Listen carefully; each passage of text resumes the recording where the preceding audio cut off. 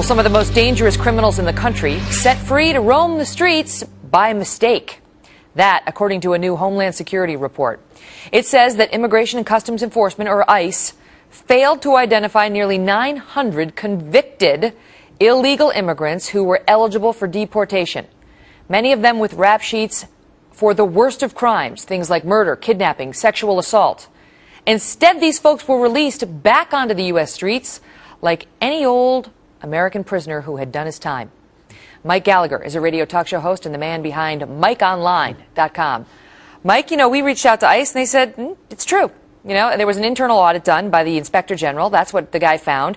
In ICE's defense, it's a small percentage of those at issue. It's 2%, 4% of criminal aliens who were eligible for removal in California and 2% in Texas.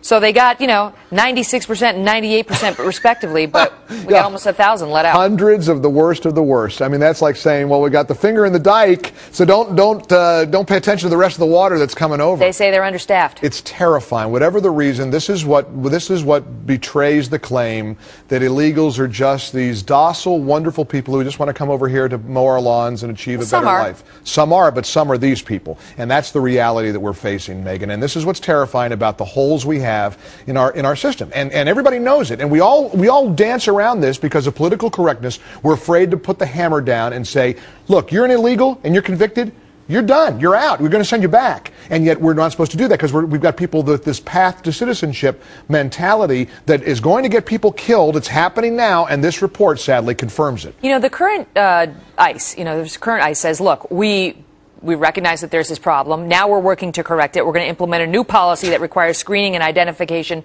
of all people who would fall into this category, because they say that's basically the screening process failed. Right. That's how they got out.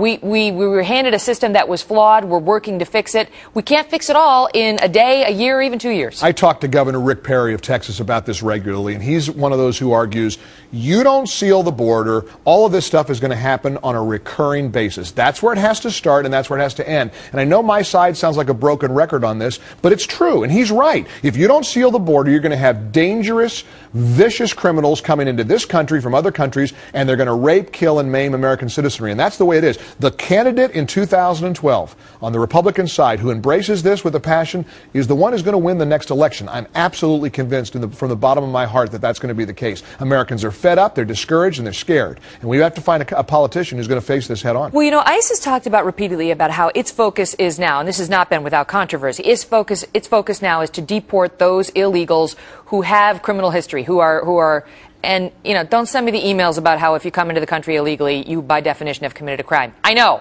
I'm talking about their priorities on those who then commit another crime once they're in the United States. Because define history, Megan, that's tough. This gets subjective. But that's their point, is that they only have limited resources, so they're going to go after those folks in terms of deportation. You're taking issue with, okay, do what you're going to do on deportation. Secure the border in the first place. Right, because you're going to always open the door for this recurring bureaucratic nightmare to happen if people are continuing to funnel into America. President Obama sent down some more National Border Patrol agents. How many more? I don't know, it was like 3,000, How many more? And he's got a Homeland Security chief who says that things are better now at the U.S.-Mexican border than they've ever been before. Once again, the finger in the dike. Well, they talk about record numbers of deportations. Well, and yeah, but it's because there's a record number of illegals here. I mean, it's all commensurate. They're still pretending that everything's hunky-dory at the border. The stuff that Jenna Napolitano has said is absolutely reprehensible and reckless and irresponsible. Imagine telling these border sheriffs they really don't know what they're talking about, that things are better now than they've ever been. It's not so bad. Don't overstate the violence.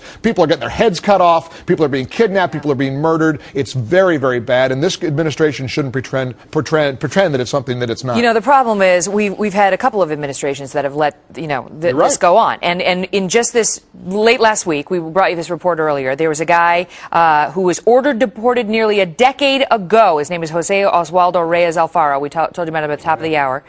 Deported nearly a decade ago, ordered to be, was never sent out, and now he's murdered. At least 3 people are charged with murdering at least. I had the privilege of a meeting with President George W. Bush in one of his last days in the Oval Office. And in the Oval Office, President Bush looked me in the eye, and he conveyed to me that he feels, and I believe this, he feels it's the morally correct path to offer illegals a path to citizenship. That's the way he sees it. And I love the guy. I respect him tremendously. I think those days are gone. We have got to take a hardline stance. Again, if you break the law once you're here, you're gone. There's no do not pass go, do not collect $200. And I believe that's the way most Americans feel. And again, you find if there's a Republican candidate who says that and articulates that, they're going to be the next president of the United States. So you think illegal immigration is going to be that big in 2012? It hinges on national security, as you're reporting. It deals with the economy in a big way, jobs. It has it all. This is the issue that I think matters to most people. Mike Gallagher, thank you, sir. Thanks, Megan. Great seeing you. Love speaking with you.